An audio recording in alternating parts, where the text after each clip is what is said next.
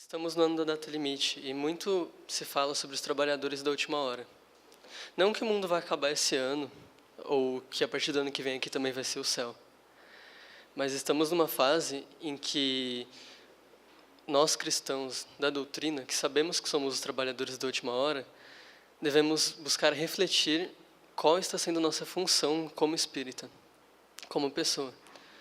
Porque muitas vezes nós decidimos apenas viver a vida como um ser humano normal, e claro, ela tem que ser vivida, mas nós não podemos deixar de lado o fato de que Jesus pede muito de nós, porque muito nos foi dado. Então, eu estive pensando muito num tema, e eu decidi que conduta espírita seria o melhor. Não que aqui vai estar escrito ordens para a gente seguir, não. Mas Deus nos deu o livre-arbítrio, e também nos deu o Espírito da Verdade para vir falar às claras. E a doutrina, nós sabemos, é o Consolador prometido. Então, nós temos a liberdade de estudá-la. É uma oportunidade rara, nem todos têm a oportunidade de ter um conhecimento tão bom em mãos. Então, não que a conduta espírita se trate de regras que devemos seguir e, senão, vamos parar no umbral. Não, muito pelo contrário. Nós estamos recebendo essa chance e eu vim trazer um pouquinho, bem pouquinho mesmo, porque a doutrina é muito extensa, sobre como é o espírita na sociedade, como é o espírita com o próximo, esse é o maior dever. Bom, eu queria começar falando sobre a fé raciocinada. Nós somos cristãos. Há milênios, há mais ou menos 2000 anos, Jesus esteve na Terra. E ele falou, trouxe o seu evangelho, tocou corações, e até hoje toca corações e desperta muitas almas. Mas em um determinado momento ele disse que ele falaria para os que têm ouvidos para ouvir, mas que naquela época muitos não entenderiam. E que ele um dia iria trazer o Espírito de verdade para vir falar às claras com todos, para descortinar aquilo que ainda nós não estávamos capazes de entender. E hoje a gente ainda não está. Não é apenas porque estamos aqui que evoluímos a ponto de dizer que somos donos da verdade. Mas eu quis falar um pouquinho sobre a fé raciocinada, porque muitas vezes nós ouvimos alguém falar algo e apenas aceitamos. Por exemplo, a ciência. Todo mundo acredita nela, porque ela é provada. Então, quando a gente vê na televisão que um grupo de cientistas descobriu algo, a gente não vai atrás pesquisar por nós mesmos. A gente aceita, porque é a ciência. Em relação à religião, muitas vezes nós ouvimos algo no centro, em alguma igreja, em algum lugar, e também tomamos como verdade. E isso, bem, é um pouco errado, pois Kardec nos ensina que devemos sempre buscar a instrução. Então, se a gente for parar para pensar, ambos são fé. A ciência e a religião são fé. Porque fé, na origem, é sinônimo de fidelidade. E por que fidelidade? A gente conseguiria ser fiel a uma informação que a gente não sabe se tem veracidade? A gente não consegue acreditar em algo que nós não temos certeza. Então, por isso, venho trazer de início a importância da gente raciocinar a nossa fé. Ali tem uma frase que eu vou ler para vocês. O livre pensamento eleva a dignidade do homem, dele fazendo um ser ativo, inteligente, em vez de uma máquina de crer. Quando se trata de religião, muitas vezes nós estamos acostumados por trazer isso de outras encarnações, ou até mesmo dessa como espíritas, aquela função automática de sentar na cadeira, ouvir e aceitar. Por exemplo, se um grande médium, um grande palestrante espírita nos trouxesse uma informação, dificilmente um de nós levantaria da cadeira no final da palestra e iria colocar as caras no livro igual ele fez para saber se está certo. E é aí que pega o nosso primeiro ponto. Muitas vezes nós temos essa fé de querer aceitar o que é passado, de querer buscar essa melhora, mas a gente esquece o segundo mandamento do espírita, que é se instruir. E a doutrina é uma bênção divina. O mestre prometeu ela, o Consolador prometido, e veio falar às claras conosco, veio descortinar tudo, trazer a ciência, pois é isso que a doutrina é, ciência, filosofia e religião. E nós não estaremos fazendo jus a essa promessa do Cristo se nós apenas viéssemos 1, 2 vezes por semana aqui, ouvíssemos uma palestra e não buscássemos saber mais sobre aquilo, se nós apenas ouvíssemos e aceitássemos. Por isso eu queria pedir que tudo que for falado aqui, quando chegar em casa, antes de vocês aceitarem como a verdade, busquem também dar uma estudada sobre isso para saber se o que eu estou falando tem razão. Porque isso é o que Kardec pede, é o que deve diferenciar. Como o Heraldo falou, a gente está numa época de transição. Essa época já vem se estendendo há um bom tempo, é por isso que a doutrina chegou mais ou menos nesse momento. E o que é a transição? Não só planetária, mas a de nós mesmos. É igual quando Saulo virou Paulo. Ele estava vivendo o mundo, vivendo do mundo e para o mundo. Ele encontrou Cristo. E ele continuou sendo um homem vivendo no mundo depois, tendo rotinas, profissões, familiares, problemas. Mas ele deixou de ser do mundo e virou do Cristo. Essa é a transição que nós devemos fazer. Nós temos essa bênção que é a doutrina, e essa palestra é muito sobre nós abrirmos nossos olhos para perceber que a doutrina ela é mais do que uma filosofia, e sim uma oportunidade divina que nós estamos tendo.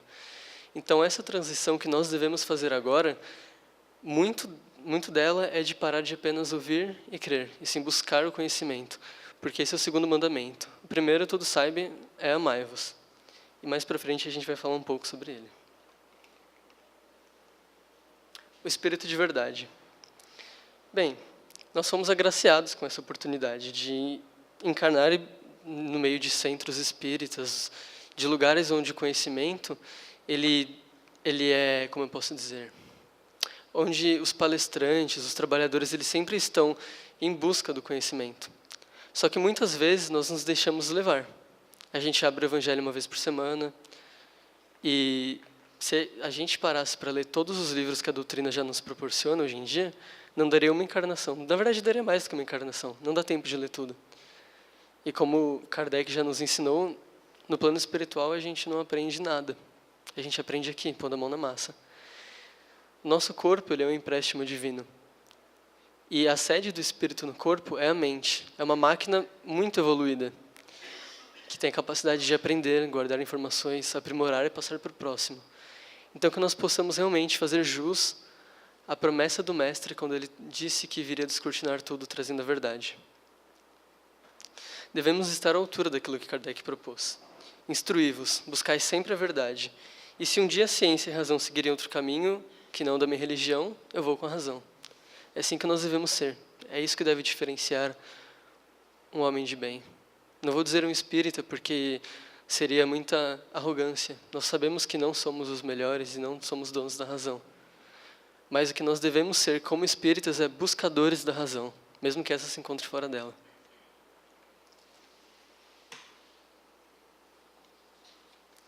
Bem, agora eu vou falar um pouquinho sobre o espírita fora da casa. Eu vou mostrar um lugar que, normalmente, quando a gente vem, a gente se sente muito bem. Eu acho que vocês conhecem. Conhecem?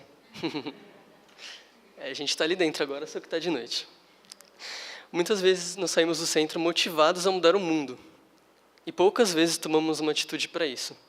Normalmente, quando a gente toma essa atitude, a gente pega um livro para ler e sai andando pela rua, focado no livro, querendo aprender. E a gente sai tão focado nele que do nosso lado tem alguém chorando, passando fome e frio. E não vemos por que estamos orando e lendo um livro que diz para amar o próximo. E o próximo está sofrendo do nosso lado. Então, esse ponto veio na minha mente quando eu estava preparando a palestra. Eu achei ele muito importante, porque a gente fica, às vezes, muito focado no livro, em estudar e na oração. Mas a gente esquece da ação. Porque aqui dentro é muito mais fácil a gente ser bom. E se a gente parar para refletir um pouco, quando nós encarnamos, obviamente, é para a gente se melhorar. E fazer o bem não é só ter a ausência do mal, não matar, não roubar. É ir além daquilo que a gente já é capaz. Porque hoje nós somos capazes de vir aqui, de não fazer mal ao próximo. Somos capazes de tentar fazer uma caridade material ou moral. Mas isso a gente já é capaz. Nós temos que nos convidar a fazer além. Porque senão estaremos novamente empatados da forma que viemos. E volto a dizer, uma oportunidade na doutrina espírita. Bom, somos quantos espíritas no Brasil? Alguém tem uma ideia? Uma vez eu vi, não sei se era no Brasil ou no mundo, estava em torno de 5 milhões. É muito pouco. Existem 7 bilhões no mundo e mais de 20 bilhões de desencarnados, esperando para encarnar. Então, além de termos a oportunidade divina de encarnar, o Mestre ainda permite que encarnemos aqui, nesse centro bonito. Olha a foto dele, que lindo ali. Essa oportunidade ela é rara, a gente tem que aproveitar. A gente tem que entender que devemos parar de viver o dia a dia como se aqui tivesse minha vida, ali está a doutrina. Nós temos que viver a vida terrena que Jesus nos proporcionou, sim, daqui a pouco eu vou falar sobre isso, mas temos que entender que o Espiritismo não é só uma filosofia de vida, é um lugar que a gente vai uma vez na semana. A vida real é do Espírito. A do corpo não deve ser deixada de lado de forma alguma. A gente tem que sim aprimorar ela, buscar crescer de todas as formas. Mas se a vida real é que está lá em cima, essa aqui dura 70, 80 anos, a outra é eterna. Então a gente não pode deixar uma oportunidade divina de lado. Encarnar no meio espírita, não lembro quem disse isso numa palestra aqui no centro, é como se fosse usar um nitro na evolução, se a gente souber aproveitar. Caso contrário, o mestre vai ter nos dado uma grande oportunidade, um grande conhecimento em mão, e a gente não vai ter nem olhado para as nossas mãos. Sobre as nossas imperfeições. Bezerra de Menezes disse, certa vez, que ele também é imperfeito. E a gente para pensar, poxa, mas no espírito daquela evolução, ainda ter ódio, ter raiva, ter mágoa? E ele responde dizendo que ele ainda tem todos esses defeitos, só que ele desistiu de correr atrás dos defeitos e começou a correr deles. Nós vamos ter defeitos. A gente está encarnado na Terra. Se não tivéssemos, a gente teria errado o endereço. Então, o que caracteriza, eu não vou nem dizer o espírita, eu sei que o tema da palestra é esse, mas o que caracteriza o homem de bem é basicamente entender que sim, somos imperfeitos, seguiremos sendo, mas se a gente buscar essa mudança dentro de nós, a gente tirar o foco do mal e colocar o foco no bem, a gente vai continuar sendo perfeito, mas a gente vai começar a caminhar na direção certa.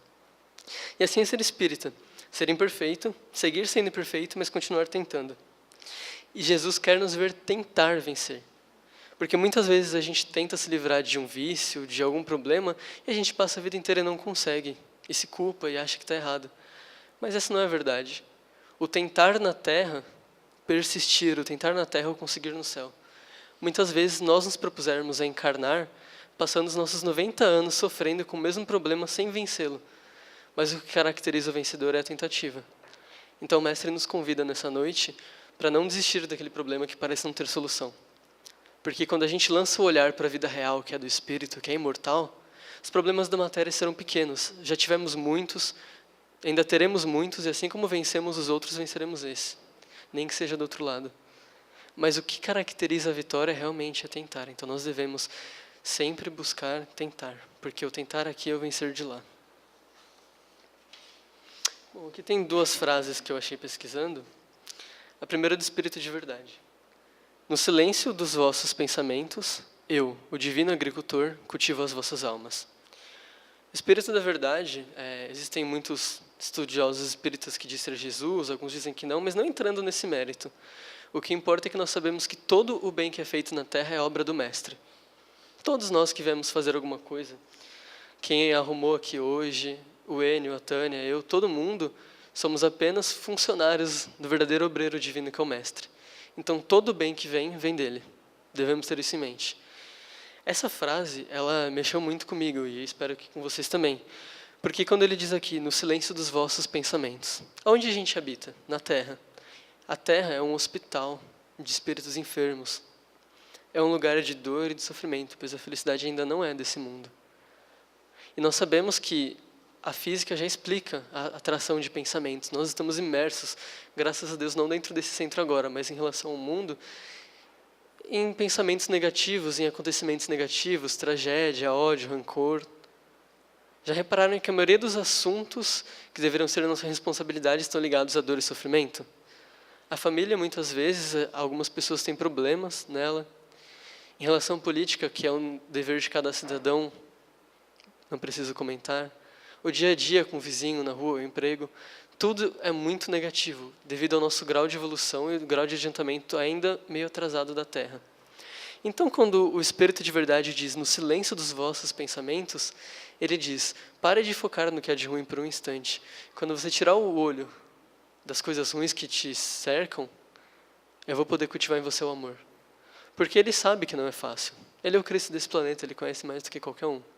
Ele nos convida a tirar o olho do mal, igual Bezerra disse. Nós teremos o mal, mas em vez de correr para ele, vamos fugir dele, é o melhor. Sim, batalhando para vencê-lo, mas não acordando justamente para continuar brigando, para continuar fazendo aquilo que nos causa ansiedade, raiva. E a outra frase é de Emmanuel. Toda crença é respeitável. No entanto, se buscaste a doutrina, não negue a fidelidade.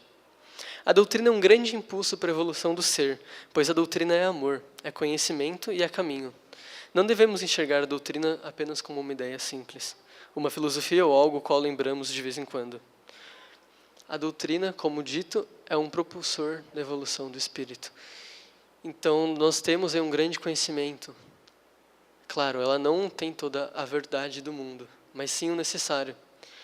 Então, quando Emmanuel diz que não devemos negar a fidelidade à doutrina, não é para ficarmos bitolados nela ou apenas crermos sem enxergar. Porque o que é seguir a doutrina? É se instruir. Esse é o mandamento principal, instruir e amar-se. Mas quando nos instruirmos, quando nós estudamos tudo, vemos que tudo foi criado pelo Pai. E quando a gente vê a obra, a gente percebe o Criador. E não tem como não amar percebendo o Criador. Então, acho que toda a doutrina se resume nisso, a instrução. Quando Emmanuel diz sobre não negar a fidelidade, quantos livros ele trouxe para a Terra para nos instruir? Obviamente, ele está pedindo para nos instruirmos também. Esse é o dever fundamental de todos nós. Tem algumas falas de Emmanuel, desculpa, não consegui recordar o livro, que diz assim: espírita deve ser o teu caráter, ainda mesmo que te sintas em reajuste depois da queda. Espírita deve ser a tua conduta, ainda mesmo que estejas em duras experiências. Espírita deve ser o teu nome e o nome do teu nome, ainda mesmo respire em aflitivos combates contigo mesmo. Eis aí a fidelidade que Emmanuel propõe. Não devemos sentir que somos incapazes de assumir um relacionamento sério com a doutrina, pois ela pede fidelidade e não perfeição, pois não a temos. Jesus conhece os nossos corações, nossas dificuldades, e aí está o pedido vindo diretamente do coração do Mestre. Ele conhece a nós e Ele sabe que nós necessitamos trilhar um certo caminho para vencer, para se aperfeiçoar. Porque esse é o caminho dos imperfeitos, o caminho da doutrina. Não é o caminho da perfeição, da total moralidade. Não, a doutrina, o cristianismo, é o caminho dos imperfeitos. Jesus construiu esse caminho para seus aflitos. E não somos nós todos? A doutrina é feita com todo amor e carinho pelo Mestre, pelos bons espíritos para nós. Então, que nós possamos usar todo esse conhecimento em nosso favor e em favor do nosso próximo, hoje e sempre.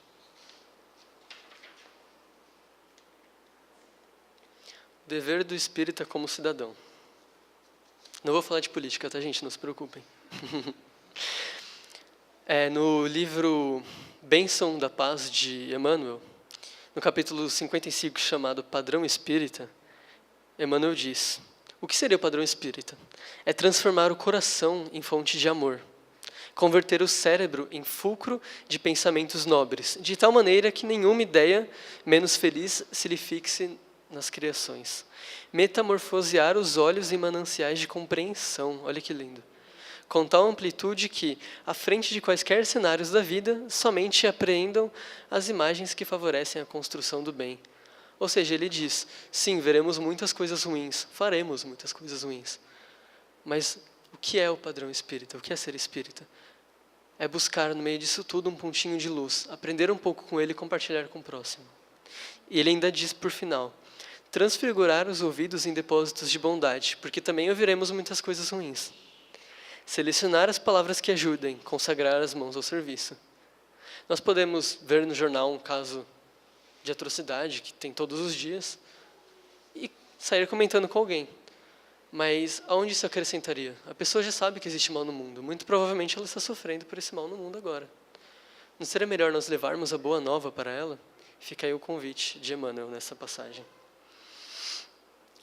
O espírito deve ser para a sociedade um espelho de transformação que a doutrina nos traz. Ele deve, incessantemente, contrapor o mundo e as suas ideias. Se o mundo guerreia, se o mundo julga e apedreja, o espírita busca a paz, compreende e perdoa. O espírita veio à Terra para ser a outra face de Jesus. E nós todos somos obreiros do Mestre, fazemos parte dessa obra. Um homem só não mudará o mundo, muitos já tentaram. Mas será esse homem essencial para a mudança, pois todos somos esse ser humano essencial para a mudança. Todos temos uma pequena parcela na obra do Mestre, pois todo o bem que é feito em todo canto do universo é um só, é a mesma obra, é a de amor. E aqui que nos guia é o Mestre, que nós possamos enxergar que Ele nos concedeu um pouquinho de nada da responsabilidade dele para fazermos um pouquinho hoje, um pouquinho amanhã, e principalmente um pouco com nós mesmos. Aqui é o livro, se vocês quiserem dar uma estudada depois, procurar. E aqui um pouco sobre o perdão. Por que o Espírito deve perdoar? É para evitar o umbral ou porque nos foi dito? Porque nos foi dito que é para a gente perdoar para evitar o umbral, então poderia ser os dois. Bom, essa semana vocês já sofreram? Já discutiram? Lembraram de algo ruim que aconteceu e ficaram mal? Provavelmente sim. Se não, você encarnou no mundo errado de novo. Aqui é um hospital e o remédio é esse, o perdão. Não há outro remédio a não ser a cura. O perdão é a principal cura que nós podemos dar ao próximo e a nós mesmos, porque o que mais pesa é o perdão. Cientificamente foi provado, a mágoa gera o câncer.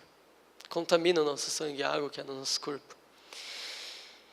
E eu duvido que alguém aqui queira ter mágoa, queira continuar encarnando em processos de dor, de sofrimento.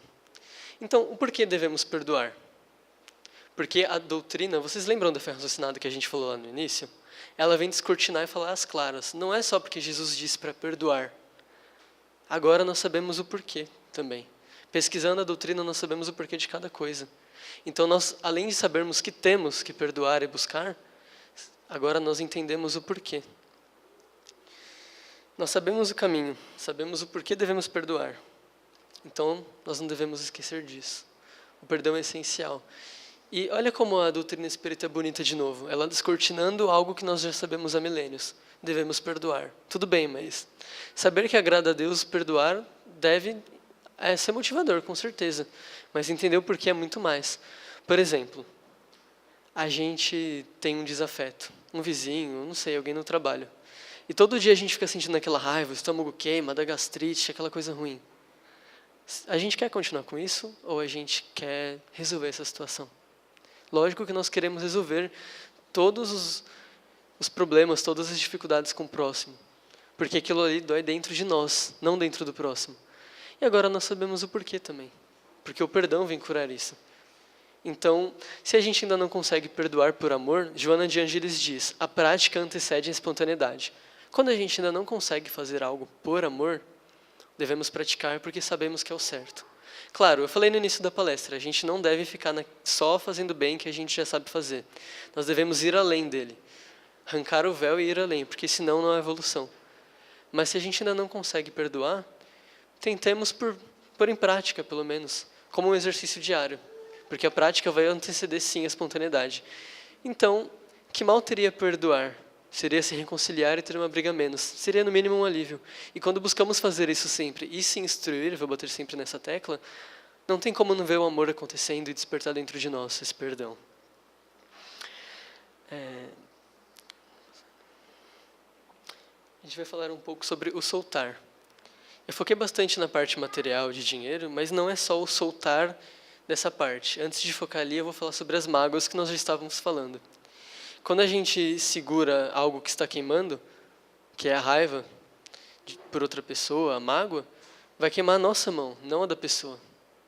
Então nós devemos buscar soltar. Não é fácil, claro, às vezes passamos vidas tentando. Mas não é necessário da noite para o dia encontrar a perfeição. Devemos dar um passo a cada dia, porém na direção certa. Bom, tem uma frase. A preocupação com os bens materiais é natural, faz parte da vida humana. Mas o importante, o que de fato valoriza a vida, são os gestos que rendem juros e correção na conta aberta em nome de cada um de nós no banco dos céus. Irmã Dulce. Essa frase eu achei 1 hora antes da palestra, que eu queria pesquisar algo mais e apareceu e era para ser. Por quê? Nós muitas vezes ficamos em 2 polos. Ou a gente nega a matéria a todo custo, ou a gente fica muito preso a ela.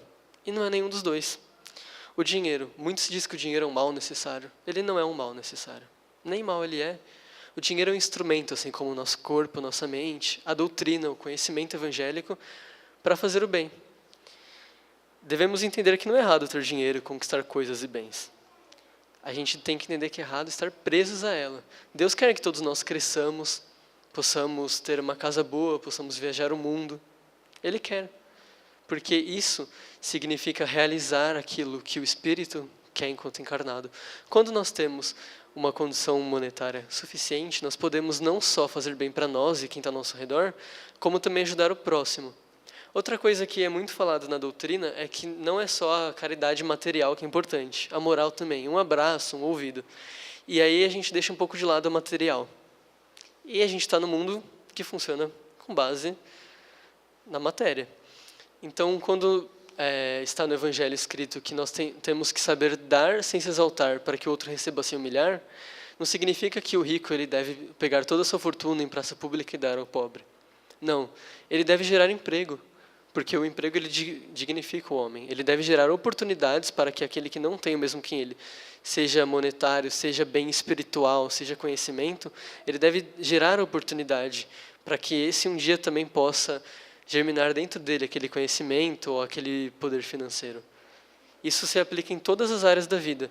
Às vezes alguém passa uma vida inteira estudando no alto das montanhas, mas nunca compartilha com ninguém. Lá embaixo daquela montanha no vilarejo tem alguém que necessita daquela ajuda. E o que acontece? A pessoa nunca vai conseguir sair do mesmo, porque ela não está recebendo a ajuda de quem poderia. Tudo é uma peça que se encaixa, pois tudo é a mesma obra do mestre. Assim, se a gente ter esse tipo de pensamento, vai ser mais difícil a gente passar reto para alguém na rua que precise que a gente ajude a pessoa com a compra, que a gente só precise que ajudar a pessoa a colocar uma coisa no porta-mala que ela não está aguentando. Por mais bobo que seja, tudo é o mesmo quebra-cabeça, nós devemos fazer a nossa parte. E a gente não sabe qual é, mas o mestre faz ela aparecer na nossa frente todos os dias. Por isso ele diz para limparmos o nosso pensamento e ele cultivar dentro de nós o amor. Porque quando nós fechamos os olhos para o mal, não para ficar desprovido dele, mas para não focar nele, a gente abre os olhos para o bem, a gente abre os olhos para a oportunidade divina de servir. E ela está aí nos nossos olhos o tempo inteiro.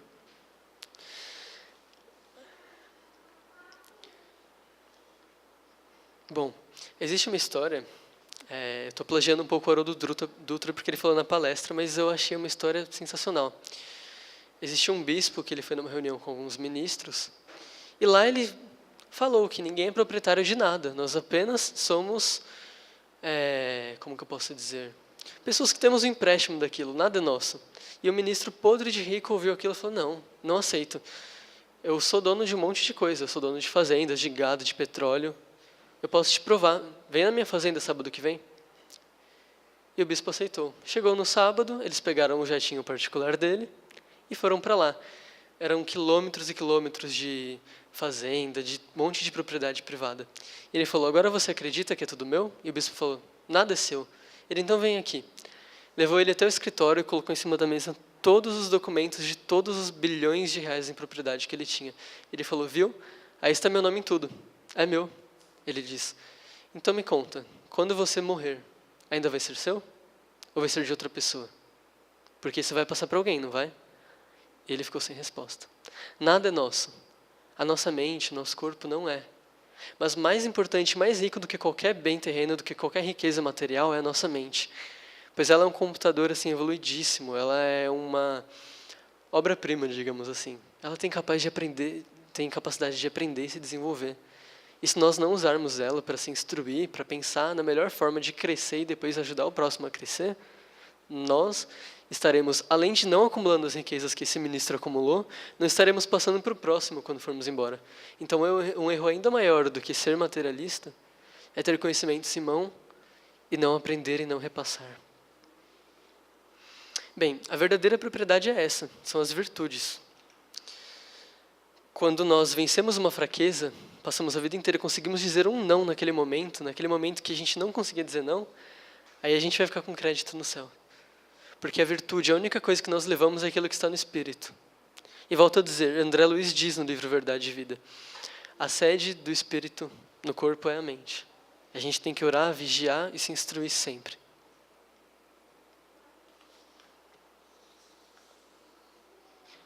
Jesus diz que onde estiver o tesouro, lá estará o seu coração. Sabemos como ficam as coisas do outro lado, mas onde está nosso coração agora? Será que ele está no amor? Será que ele está em algo lá fora? Será que ele está em se vingar de alguém? Ou será que ele está em nós mesmos para buscar se melhorar? Pois lá está nosso tesouro. Quando nós desencarnarmos, nós levaremos ou o ódio de alguém, ou a vontade de continuar presos aos nossos bens, ou o bem que nós temos feito. o tempo, ele não nos pertence para sempre. O corpo uma hora perece, o tempo é infinito, porém, ele é nosso por empréstimo, mas nós só podemos usá-lo uma vez. Ele não volta e nem muda. Ele é de uso único. Nós precisamos focar no agora. Eu vejo um futuro difícil? Então vou focar no agora para mudar esse futuro. Não existe um destino certo. Não existe algo que já está escrito para acontecer. Existem linhas traçadas que nós nos propusemos a passar por elas antes de encarnar. Mas se não existisse o livre-arbítrio, tudo bem, seria só isso. Mas ele existe, está nos livros espíritas. Nós devemos parar para pensar. O que eu estou fazendo para alcançar aquilo que meu espírito, em seu íntimo, sabe que é o certo? Nós temos o Evangelho, lá está o homem de bem. Eu queria convidar vocês a ler depois, quando vocês chegarem em casa. É claro que ninguém ainda consegue fazer tudo o que está lá, mas se a gente buscar, por mais confuso que estivermos, Jesus vai colocar o seu jugo leve em nós e vai nos guiar pelo caminho certo. Porque muitas coisas na época da Bíblia mudaram o significado da palavra. O que seria esse jugo? Seria basicamente aquilo que se colocava nos cavalos para você guiá-los, certo? E quando Jesus diz que o jugo dele é leve, ele diz que ele é o nosso pastor e ele vai nos guiar. Mas se a gente preferir viver a vida só material e se guiar pela matéria, pelo dinheiro, pelo ego, a gente vai ter um jugo bem pesado e errado aí. E além de sentir o peso, a gente ainda vai caminhar no caminho errado. Existe uma lei no universo chamada lei da evolução. Ela diz que tudo tem que evoluir, inclusive nós. Deus nos criou para ser felizes. Então, se sabemos que uma hora a gente vai chegar lá, para que procrastinar e deixar para depois? Por que adiar o momento único na nossa existência que a gente abre os braços para o Mestre e se entrega de vez? Ele diz para ir a Ele até os aflitos. Como eu já disse, somos todos nós. Hoje, essa palestra é basicamente para lembrar-nos disso. Nós precisamos do Mestre e, às vezes, a gente vive a vida da Terra e não o que Ele nos propôs. Dizendo mais um pouco sobre instruí-vos, que eu gosto de falar disso. O Espírito de verdade diz: Espíritas, amai-vos. Este é o primeiro mandamento. Instruí-vos. Este é o segundo.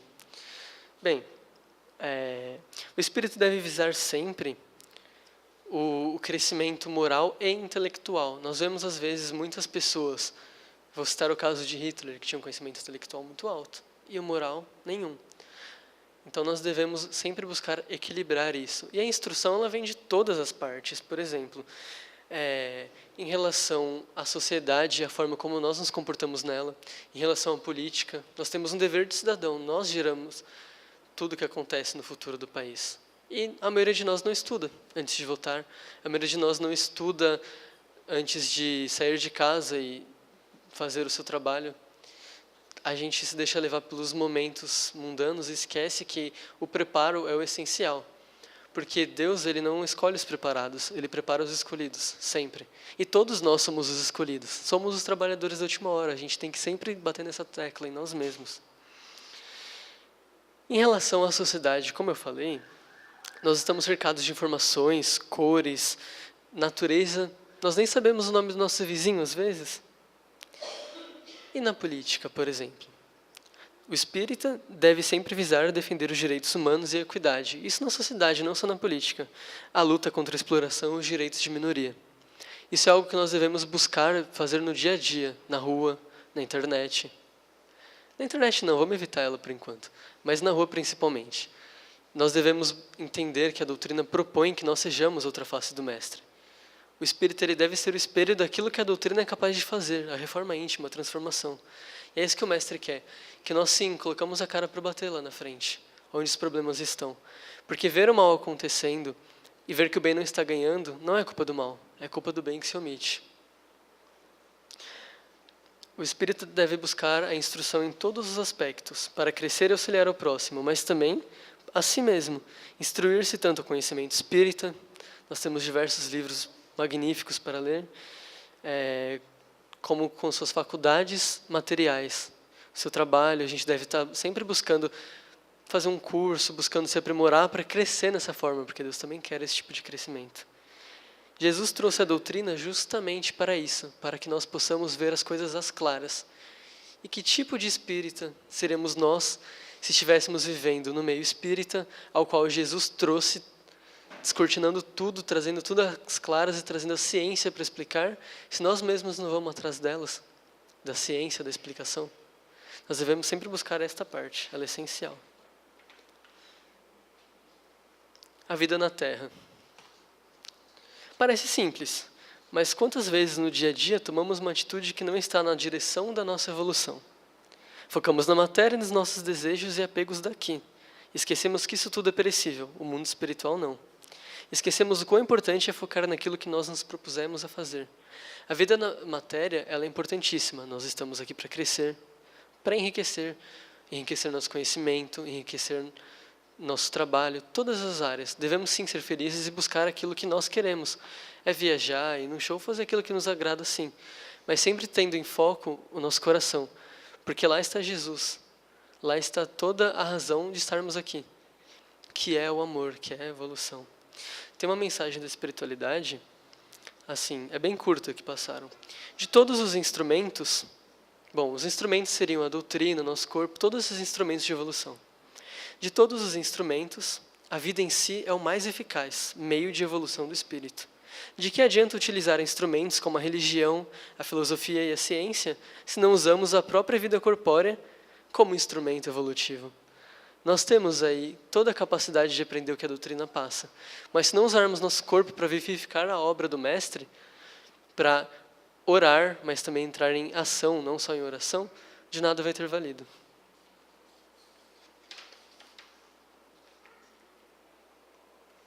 E por fim, o primeiro mandamento, que é o mais simples de se entender e o mais difícil de se praticar: amai-vos. Bom, são chegados os momentos em que nós devemos lutar nas trincheiras do Mestre. Sim, pois estamos numa época de regeneração. Estamos numa fase em que muitos espíritos estão recebendo a última chance aqui na Terra.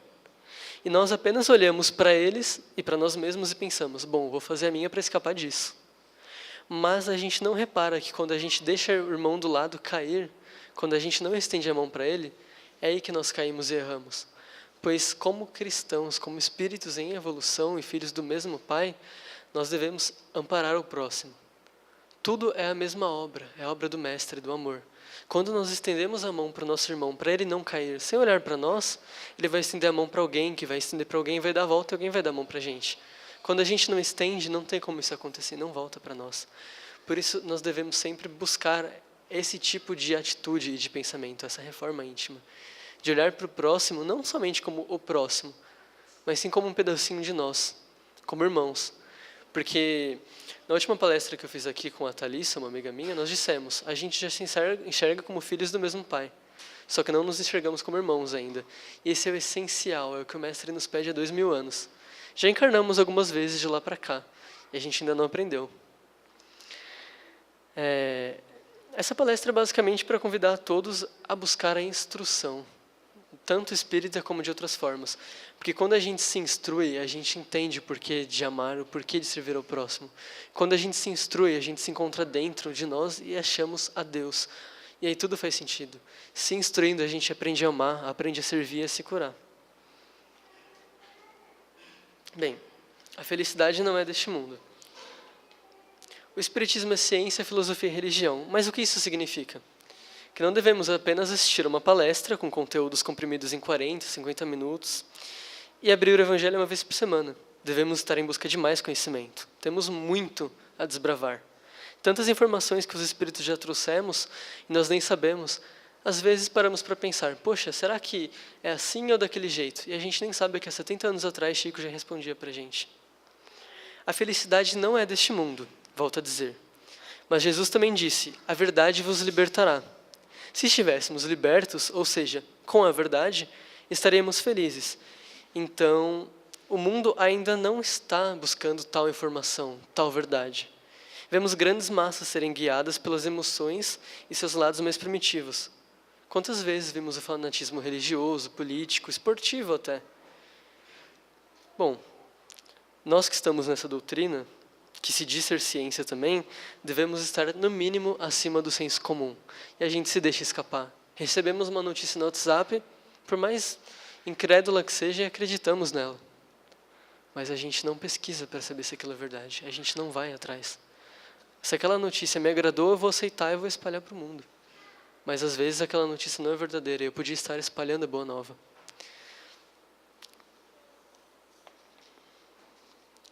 Bom, por fim, sobre espalhar a boa nova, eu gostaria novamente de falar sobre Saulo, que se transformou em Paulo. Ele largou o mundo e as coisas que estavam nele. Mas o que mudou nele quando ele se transformou em Paulo? Será que ele deixou de ter uma vida normal, de trabalhar, de ter dificuldades em casa? Não. Ele largou o que estava fora e olhou para o que estava dentro. E dentro de nós vamos encontrar a boa nova. Vamos encontrar as chamas do amor de Jesus. E quando encontramos, é lindo, é divino e é único. E aí nós sentimos vontade de espalhar para o mundo. Só que a gente ainda não consegue encontrá-la inteiramente. Mas juntos a gente consegue buscar. Tem uma mensagem, para finalizar, trazida pelos mentores, assim, por intuição mesmo, que diz: a fé na humanidade é fator essencial para ser espírita, pois como tal, devemos olhar com os olhos do futuro, ter fé e ciência de que tudo muda, se renova e progride. Nós devemos ser agentes dessa mudança. Se o Mestre a nós confiou tal saber, e a nós também que cabe agir. Ele confiou um saber enorme a nós. Nós não devemos apenas guardar para nós e comentar com quem também é espírita, não. Devemos espalhar a boa nova. Não esperemos que ao receber um novo conhecimento, outros tomem a atitude, pois talvez tenhamos aceitado o compromisso de agir no agora.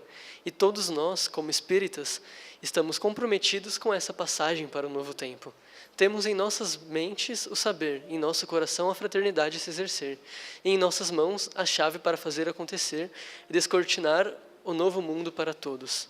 Somos os trabalhadores da última hora. E somos trabalhadores da mesma obra. Mas que obra é essa? É a obra do Mestre, a do amor. Existem espíritos milenares que já o servem desde antes dele ter vindo aqui na Terra. Mas mesmo assim, com todo o amor que esses espíritos e que o Mestre tem, ele nos dá a enxada e fala: trabalhe. Falta pouco. Como Heraldo disse, estamos nesse ano de transição. Claro que, após 2019, temos que continuar batalhando e lutando como sociedade. Mas estamos nas últimas linhas de uma velha sociedade, que ainda vai sofrer muito para se adequar a um mundo novo. Então, mesmo assim, o Mestre nos dá a enxada e fala: trabalhe. Então, que possamos trabalhar em perceber que toda atitude de amor que acontece no mundo, não sou eu que faço, não é o Heraldo fazendo abertura, a Tânia abrindo a casa para nós. É o Mestre. E é por isso que eu queria convidar vocês a essa reforma íntima, buscar instrução, e que todos possam ficar com Deus, e já que é obra dele, vamos aplaudi-lo. Obrigado.